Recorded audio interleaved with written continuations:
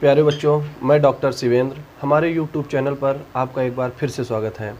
आज हम डिस्कशन करते हैं कि जो बच्चे क्लास 12th में बायोलॉजी लिए हैं तो डर जाते हैं कि यदि हमारा नीट नहीं निकला तो हम अपने लाइफ में कुछ नहीं कर सकते। तो हम अगर आप बायोलॉजी लिए हैं तो हम आपको इस सब बता रहे हैं कि किस तरह से आप अपने लाइफ में कुछ अच्छा कर सकते हैं, क्या क्या इसमें आप कर सकते हैं। तो ध्यान से इसको देखिएगा। बायो, जो स्टूडेंट क्लास 12th में बायो लिए हैं तो सबसे पहले उसका ध्यान जाता है नीट, उसके बाद से फिर ध्यान जाता है बीएससी। जो बच्चे क्लास 12th में बायो लिए हैं सबसे पहले वो प्रायोरिटी देते हैं नीट की, उसके बाद से बीएससी की। लेकिन नीट और बीएससी के अतिरिक्त भी ऐसी बहुत से प्लेस है जहाँ पर आपका करियर अच्छा हो सकता है। जैसे बीएससी के बाद आप बीएससी ना करके बीएससी के बाद आप एमएससी कर सकते हैं, उसके बाद से आप बी फार्मा कर सकते हैं, बी फार्मा के बाद आप डी फार्मा कर सकते हैं। ठीक है, देखिए पहला चांस क्या है, नीट है, दूसरा बीएससी है, बीएससी के बाद आप एमएससी कर सकते हैं, बी फार्मा कर सकते हैं, डी फार्मा कर सकते हैं, उसके बाद से जीएनएम कर सकते हैं, आप एनएम कर सकते हैं। लैब टेक्नीशियन बहुत अच्छा डिप्लोमा है। लैब टेक्नीशियन एक बहुत अच्छा डिप्लोमा है जिसमें बहुत अच्छा करियर हो सकता है। उसके बाद से आप जो है OT technician, operation theatre technology का कोर्स कर सकते हैं जो 2 साल का डिप्लोमा होता है। उसके बाद से जो लोग नीट का एग्ज़ाम देंगे तो नीट का एग्ज़ाम देने वाले के लिए जो नीट क्लियर कर लेंगे उसको मिलेगा एमबीबीएस, उसके बाद से बीएएमएस, उसके बाद से जो मिलेगा बीएचएमएस, उसके बाद से मिलेगा जो बीयूएमएस, उसके बाद से है बीडीएस। देखिए ये डिग्री 5.5 साल की होती है, जिसमें 4 साल थ्योरेटिकल और 1.5 साल इंटर्नशिप होता है। ठीक है, उसके बाद से अगर आप एमबीबीएस कर लेते हैं या बीएमएस, बीएचएमएस, बीयूएमएस, बीडीएस कुछ भी कर लेते हैं तो आपका एकदम भविष्य उज्जवल है। यह 5.5 साल का है जिसमें 4 साल की आपकी थ्योरी है और 1.5 साल का इंटर्नशिप होता है। लेकिन ये तभी पॉसिबल है जब आप नीट के एग्ज़ाम क्वालिफाइड कर लेंगे। ठीक है, बाय द वे अगर आपका नीट के एग्ज़ाम क्लियर नहीं होता है तो आप बीएससी करें, बीएससी के बाद एमएससी करें, एमएससी के बाद से जो है आप पीएचडी कर सकते हैं। यदि आप पीएचडी कर लेते हैं तो आप किसी भी इंटर कॉलेज में प्रोफेसर हो जाएंगे। आप बी फार्मा के बाद आप जो है एम फार्मा कर सकते हैं। एम फार्मा, तो जो बी फार्मा के बाद है एम फार्मा करेंगे वो क्या है, बी फार्मा वालों को पढ़ा सकते हैं। ठीक है, उसके बाद से जो होती है अगली डिग्री है वो क्या है, बीएससी नर्सिंग। लड़कियों के लिए बीएससी नर्सिंग बहुत अच्छा है। क्या होता है, बीएससी नर्सिंग करने के बाद आप किसी भी पैरामेडिकल कॉलेज में एज अ टीचर हो सकते हैं। बीएससी नर्सिंग लड़कियों के लिए बहुत अच्छा है। क्या है, किसी भी पैरामेडिकल कॉलेज में टीचर हो सकते हैं और अच्छा खासा सैलरी मिलती है। जैसे जो बीएससी नर्सिंग किए रहते हैं वो lab technician, OT technician, GNM, NM वालों को पढ़ाते हैं। अब देखिए अगर आप बीएससी कर लिए, बीएससी के बाद से क्या कर सकते हैं, आप बीटीसी कर सकते हैं। बीटीसी या बीएड कर लिए आप टीचर हो जाएंगे। बी फार्मा करते हैं तो किसी भी कंपनी में आपका सिलेक्शन हो सकता है। एम फार्मा करेंगे उससे बड़ी कंपनी में सिलेक्शन हो सकता है। लेकिन डी फार्मा अगर आप करते हैं तो डी फार्मा केवल आपको लाइसेंस मिल जाएगा कि आप अपना कहीं पर भी मेडिकल स्टोर खोल सकते हैं। उसके बाद से इसमें और ऐसी कई फील्ड हैं जैसे बायोटेक्नोलॉजी ये भी एक बहुत अच्छा ब्रांच होता है बायोलॉजी के स्टूडेंट को। लेकिन कभी भी घबराना नहीं है, बायोलॉजी के स्टूडेंट को घबराना नहीं है कि यदि हमारा नीट नहीं क्लियर हुआ तो हमारा भविष्य में कुछ नहीं होगा। यदि नीट नहीं क्लियर हुआ तो उसके अलावा कई रास्ते हैं। आप BSc, B pharma, D pharma, JNM, NM, lab technician, OT technician, BSc nursing, biotechnology और उसके अतिरिक्त क्या होता है, आप एक्सरे टेक्नीशियन हो सकते हैं। उसके अतिरिक्त आप एक्सरे टेक्नीशियन का बहुत अच्छा डिप्लोमा होता है जिसमें अच्छी खासी सैलरी होती है। अब हम एक एक को डिस्क्राइब करते हैं किससे क्या कैसे क्या होता है।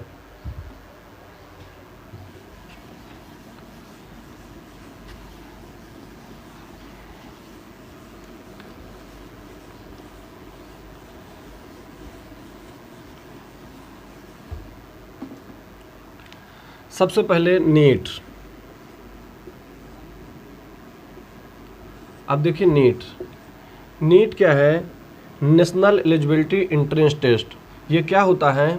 हर साल जनवरी के महीने में इसका फॉर्म आता है और मई के फर्स्ट वीक में इसका एग्ज़ाम होता है। जो लोग नीट क्लियर कर लेते हैं उनको बैचलर डिग्री मिल जाती है, उनके नाम के आगे डॉक्टर लग जाता है। ये था नीट। उसके बाद से जो आता है बीएससी नर्सिंग। बीएससी अलग होता है और बीएससी नर्सिंग अलग होता है। फिर से इस बात को ध्यान दीजिएगा, बीएससी अलग होता है, बीएससी नर्सिंग अलग होता है।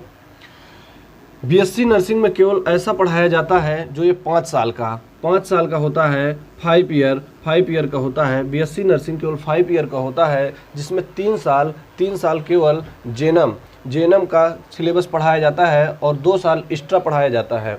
ठीक है, बीएससी नर्सिंग 5 साल का होता है। जो बीएससी नर्सिंग कर लेता है वो क्या करता है बच्चों, क्या होता है, जेएनएम, एएनएम, लैब टेक्नीशियन और ओटी टेक्नीशियन को पढ़ा सकता है। ठीक, उसके बाद से केवल बीएससी आप तो जानते हैं ये ग्रेजुएशन है। बीएससी करके आप एमएससी कर सकते हैं और एमएससी कर लेंगे तो आप पीएचडी कर सकते हैं और कहीं भी आप इंटर कॉलेज में टीचर हो जाएंगे। इस बीएससी के बाद से आप बीटीसी कर सकते हैं, बीटीसी या बीएड कर सकते हैं और कहीं भी टीचर हो सकते हैं। उसके बाद से आता है lab technician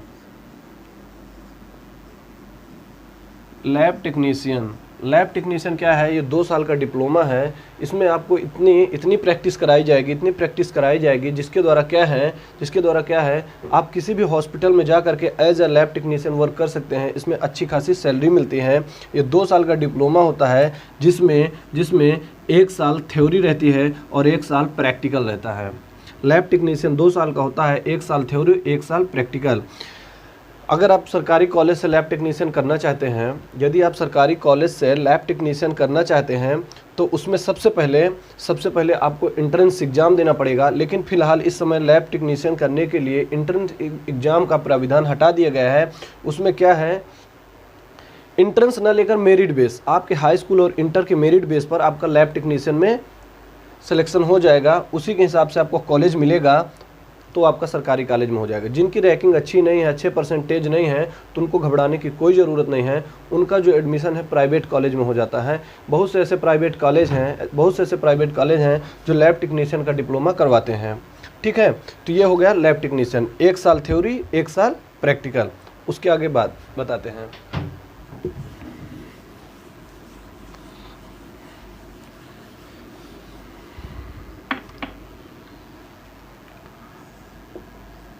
OTT, operation theatre technology, ये भी एक बहुत अच्छा डिप्लोमा है जिसमें आप अपना बहुत अच्छा करियर बना सकते हैं। फिर से ध्यान दीजिएगा, ऑपरेशन थिएटर टेक्नोलॉजी, इसमें क्या है, अपना करियर आप बहुत अच्छे से बना सकते हैं। ये भी क्या है, 2 ईयर का होता है। इसमें क्या है, 1 साल थ्योरी और 1 साल प्रैक्टिकल मिलता है। ऑपरेशन थिएटर टेक्नोलॉजी में सिर्फ आपको इतना पढ़ाया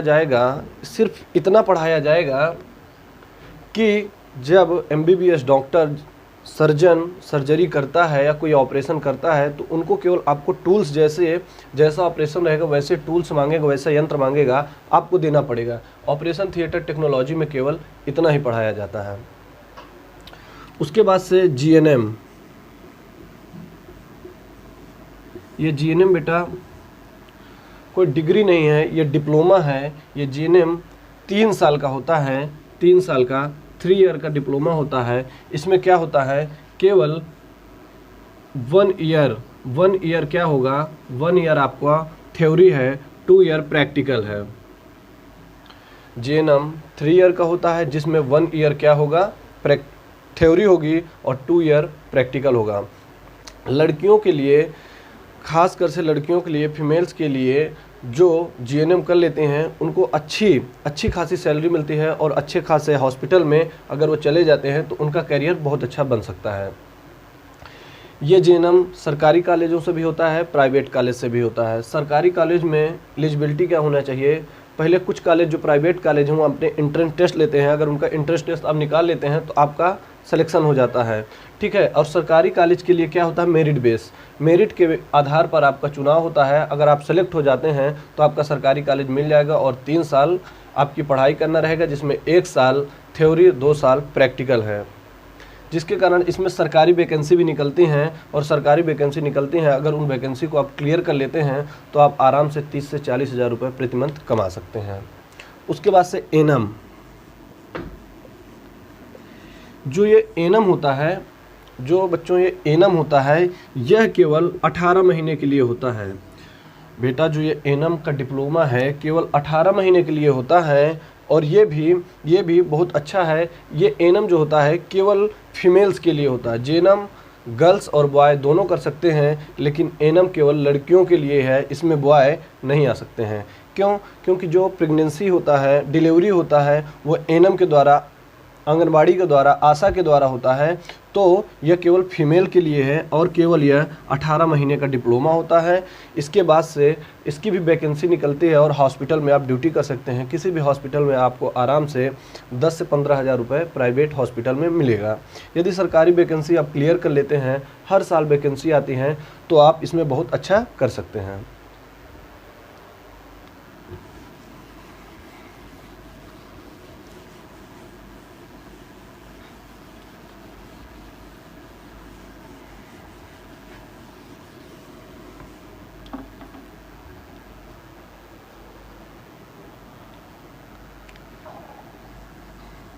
अब आता है बायोटेक्नोलॉजी। बायोटेक्नोलॉजी का मतलब होता है, बायोटेक्नोलॉजी का मतलब है आजकल जैसे जेनेटिक इंजीनियर और बायोटेक्नोलॉजी बोथ आर इक्वल, ठीक है ना। तो इस टेक्नोलॉजी के द्वारा क्या किया जाता है, इस टेक्नोलॉजी के द्वारा क्या किया जाता है कि जो नई प्रजातियां बनती हैं। जैसे कोई चना है, तो चना का पेड़ है ना, उसकी नई वैरायटी को लाने के लिए हाइब्रिड बनाया जाता है। तो वहाँ पर जो इंजीनियर्स होते हैं बायोटेक्नोलॉजी, वो बायोटेक्नोलॉजिस्ट होते हैं।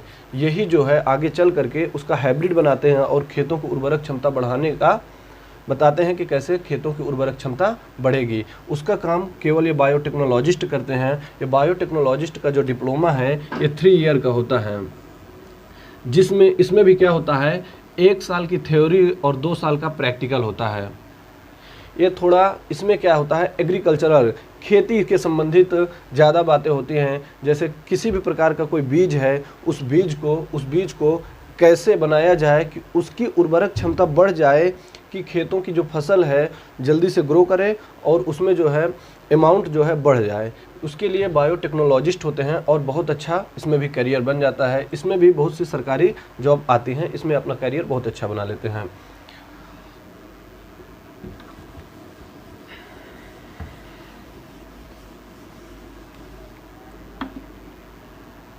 अब देखिए, सब चीज़ बता दे रहे हैं कि जो MBBS है ये आसानी से मिल जाता है। जो ये MBBS है आसानी से मिल जाता है जो SC और ST कास्ट के हैं। यह MBBS आसानी से मिल जाता है जो SC और ST कास्ट के हैं।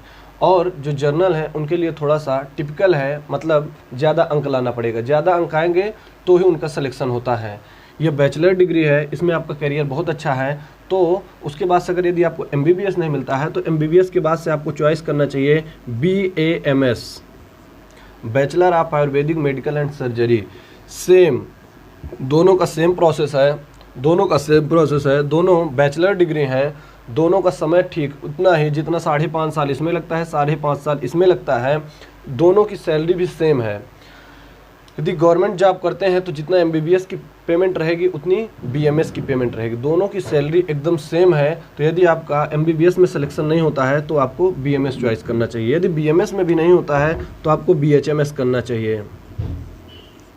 यदि BHMS में नहीं होता है तब आपको BDS करना चाहिए। बच्चों ये सब 5.5 साल की डिग्रियां हैं और इसमें बहुत अच्छा कैरियर है। इसीलिए सबसे पहले प्रायोरिटी MBBS की देंगे, फिर BAMS की, BHMS की, BDS की, तब जब कुछ नहीं मिलता तो BUMS कर लेते हैं। ये बहुत इंपॉर्टेंट डिग्री है। तो आपने अभी तक देखा कि जो स्टूडेंट डिमोलाइज हो जाते थे कि अगर हम नीट का कुछ नहीं कर पाए, नीट नहीं निकला तो हमारा बायो लिए हैं, भविष्य गड़बड़ हो जाएगा। तो ऐसी कोई बात नहीं है। यदि आप बायोलॉजी लिए हैं तो आपने देखा ना कितने डिप्लोमा, कितने कोर्स हैं। और आज की सोसाइटी में मेडिकल का देखिए क्रेज बढ़ता जा रहा है। तो आपको एक भी घबराने की ज़रूरत नहीं है कि आप बायो लिए हैं तो कुछ अच्छा हो नहीं सकता। बायो का स्टूडेंट भी अच्छा कर सकता है, मैथ्स का स्टूडेंट भी अच्छा कर सकता है। बायो में बहुत से चांसेस है, लेकिन अधिकतर स्टूडेंट को ये नहीं मालूम होता कि इसमें कहाँ किस फील्ड में हम अपना करियर बनाएं। तो इसलिए आपसे विशेष रिक्वेस्ट है कि आप अपने आप को पहचानिए कि हमारा स्तर क्या है, हमारा लेवल क्या है, हम क्या कर सकते हैं।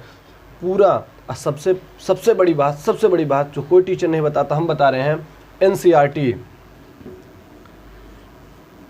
एनसीईआरटी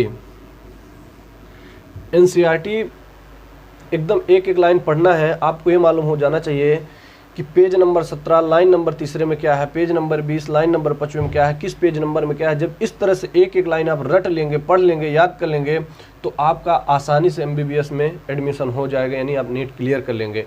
अगर एनसीईआरटी को आपने अच्छे से नहीं पढ़ा, तो बहुत मुश्किल हो जाएगा। क्योंकि जो नीट का एग्ज़ाम होता है NTA CBSE कराता है, और वो CBSE जब एग्ज़ाम कराता है, जो CBSE एग्ज़ाम कराता है वह केवल NCERT, और जितने भी NCERT के डाटा है उसको फॉलो करिए। अब आप देखते होंगे कई किताबों में कुछ ना कुछ वेरिएशन रहता है, लेकिन जो NCERT के डाटा है एग्जैक्टली आपको उसी को याद करना है। आप पिछले 20 साल का पेपर उठा के देखिए नीट का, पिछले 20 साल का पेपर उठा के नीट का देखिए, केवल NCERT, बायोलॉजी केवल NCERT से पढ़ना है, समझ लीजिए कि ये NCERT आपके लिए पानी है। जैसे बिना पानी के हम लोग जीवित नहीं रह सकते, उसी प्रकार नीट बिना NCERT के आप क्लियर नहीं कर सकते हैं। कहीं भी कुछ भी भटकने की ज़रूरत नहीं है बच्चों, कुछ भी भटकने की ज़रूरत नहीं है। केवल NCERT को एक एक लाइन आपको रट लेना है, कुछ भी घबराने की ज़रूरत नहीं है। इतनी शाखाएं हैं बायोलॉजी वालों के लिए, इतनी शाखाएं हैं, कहीं भी कुछ भी कर सकता है, बहुत अच्छे कैरियर हैं। एक चीज़ रह गया है MRI।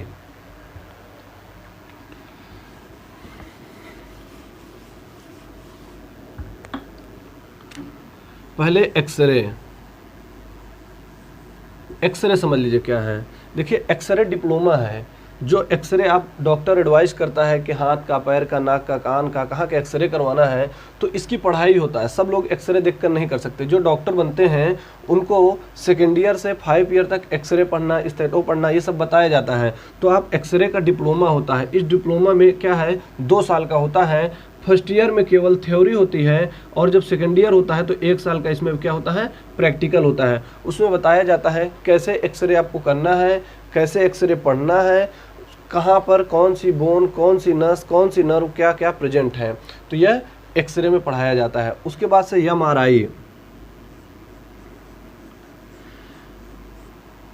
MRI, इसका भी, ये भी बेटा क्या है, डिप्लोमा है। MRI एक डिप्लोमा है। इस डिप्लोमा क्या है, 2 साल का डिप्लोमा होता है। MRI भी एक प्रकार का डिप्लोमा है, जिसका फुल फॉर्म होता है मैग्नेटिक रेजोनेंस इमेज। सब लोग MRI नहीं कर सकते हैं, MRI वही कर सकते हैं जो इसका डिप्लोमा किए हैं, जो 2 साल का होता है। फर्स्ट ईयर में इसमें थ्योरी होती है, और सेकेंड ईयर में इसमें प्रैक्टिकल होता है। MRI एक ऐसा प्रोसेस होता है, शरीर में MRI तभी करवाई जाती है जब एक्सरे करवा लिए या डॉक्टर अपना दवा करता है लेकिन वो कुछ क्लियर नहीं कर पाता है, तो MRI करवाते हैं, तो उससे एग्जैक्टली क्लियर हो जाता है कहाँ पर कौन सा अंग बराबर काम नहीं कर रहा है, तो वो MRI के द्वारा क्लियर हो जाता है।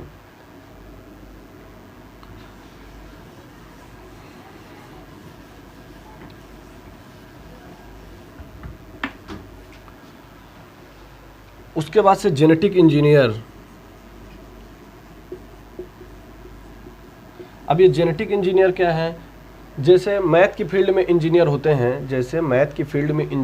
हैं, वो घर का नक्शा पास करते हैं, घर बनवाते हैं। उसी प्रकार जो जेनेटिक इंजीनियर हैं, जो ऐसे जीन जिनके कारण कुछ एबनॉर्मेलिटी आ जाता है, व्यक्ति प्रॉपर रूप में उसका शरीर काम नहीं करता है। जैसे देखिए क्या है, कुछ सिंड्रोमल बीमारी हो जाती है, बच्चे कई पीढ़ी तक बौने छोटे ही पैदा होते हैं।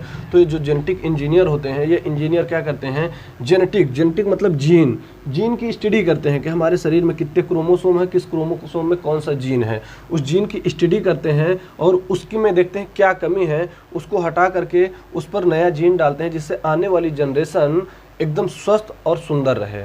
उसी प्रकार ये मनुष्य में भी किया जाता है। तो ये बहुत लंबा प्रोसेस है, कई जनरेशन लग जाती हैं।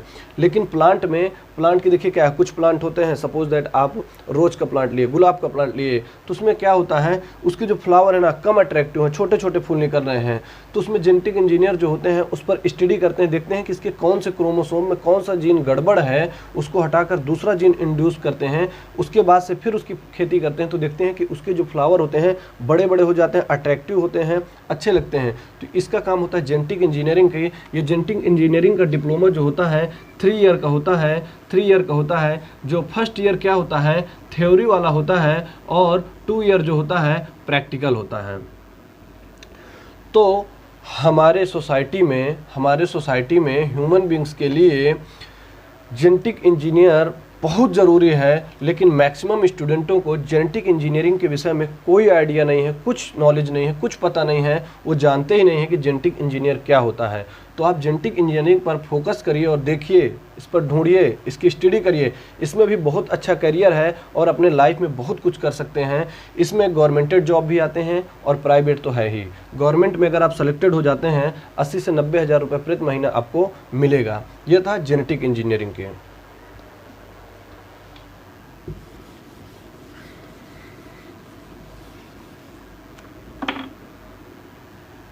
इस लेक्चर में एक बार फिर हम आपको सजेस्ट करते हैं कि यदि आप डॉक्टर बनना चाहते हैं, अपने करियर में कुछ अच्छा करना चाहते हैं, तो बेटा एनसीईआरटी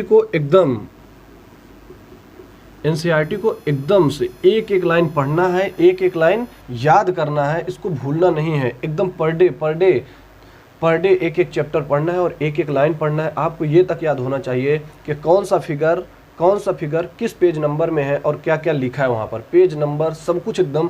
एक चीज़ ध्यान रखिएगा, इसके जो डाटा हैं केवल वही वैलिड हैं, जो इसके डाटा नहीं है वो वैलिड नहीं है। जैसे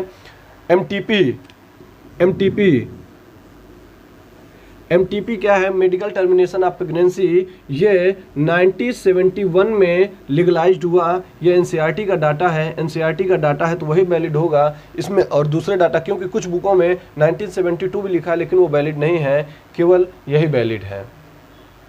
ठीक है, तो अब फिर मिलेंगे नेक्स्ट वीडियो में। उम्मीद करते हैं आप अच्छे से पढ़ाई करेंगे। That is over.